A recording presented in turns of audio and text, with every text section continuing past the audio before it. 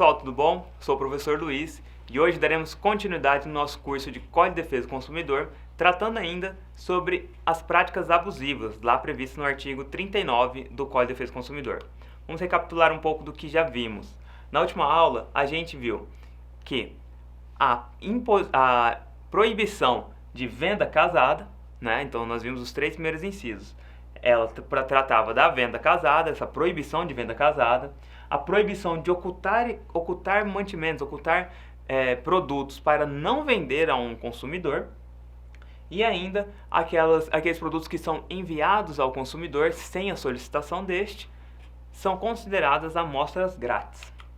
Vamos passar agora para o inciso 4 e veremos aí quais são as mais práticas abusivas previstas lá no artigo 39, tá? Então, o inciso 4, ele diz o quê?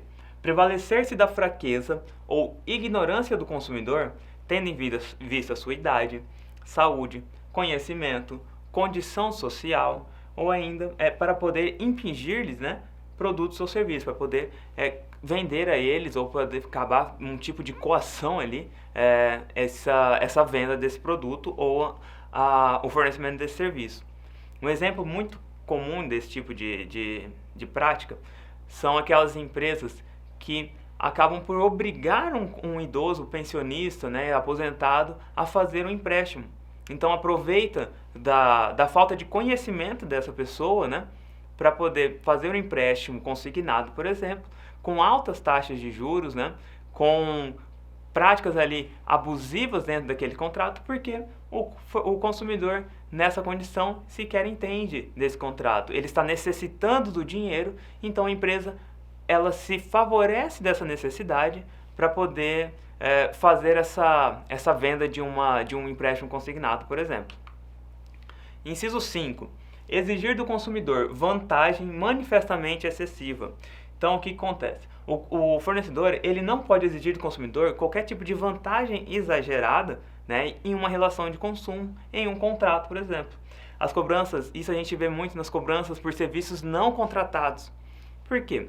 Porque há ali um enriquecimento sem causa desse fornecedor.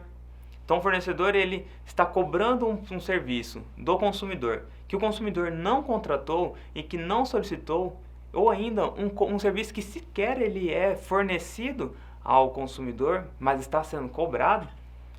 Isso causa um enriquecimento sem causa e é uma conduta ilícita, abusiva, prevista lá no inciso 5 do artigo 39. Agora, vamos ver o que diz o inciso 6 do artigo 39. Diz o quê? Executar serviços sem a prévia elaboração de orçamento e autorização expressa do consumidor, ressalvadas decorrentes de práticas anteriores entre as partes, então ressalvadas aqueles acordos anteriores entre as partes, né? Isso é uma prática abusiva também. Então, todo serviço que for feito para o consumidor, ele deve ser previamente informado de orçamento, tá? Então, isso daqui é previsto lá no artigo 40. E esse orçamento ele tem que constar o quê?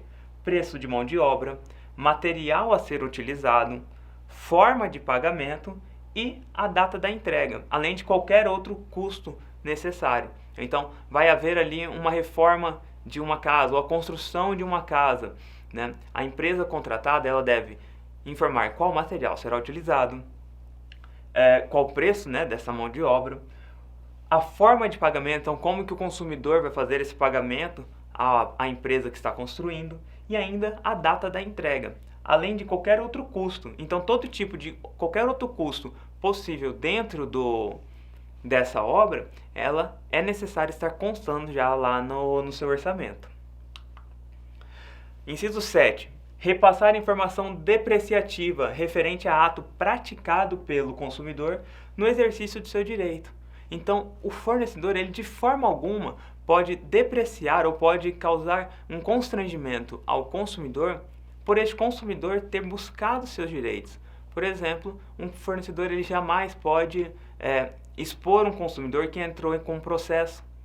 Então, há um processo na justiça, ainda que o consumidor ganhe ou perca esse processo, ele não pode ser exposto ao ridículo por conta desse processo em andamento ou finalizado. Inciso 8. Colocar no mercado de consumo qualquer produto ou serviço em desacordo com as normas expedidas pelos órgãos oficiais competentes ou, se normas específicas não existem, né, pela Associação Brasileira de Normas Técnicas, que é a ABNT, ou outra entidade credenciada pelo Conselho Nacional de Metrologia, tá? Metrologia, Normalização e Qualidade Industrial, que é o Conmetro. Então, o fornecedor ele não pode colocar no mercado um produto que não passou por essas especificações técnicas aqui, por essas regulações, porque isso acaba também por expor o consumidor a uma possível falha nesse serviço, falha nesse produto, né? E isso pode acabar causando algum mal à sua saúde ou ainda à sua vida, tá? Então todo produto ele deve ser testado por estes órgãos antes de ser colocado no mercado. A colocar esse produto no mercado sem passar por essas especificações é considerado uma prática abusiva. Bom, pessoal, chegamos ao fim de mais uma aula. Nós ainda estamos tratando das práticas abusivas. Na próxima aula, nós vamos finalizar esse tema, tá? Conto com vocês e até mais.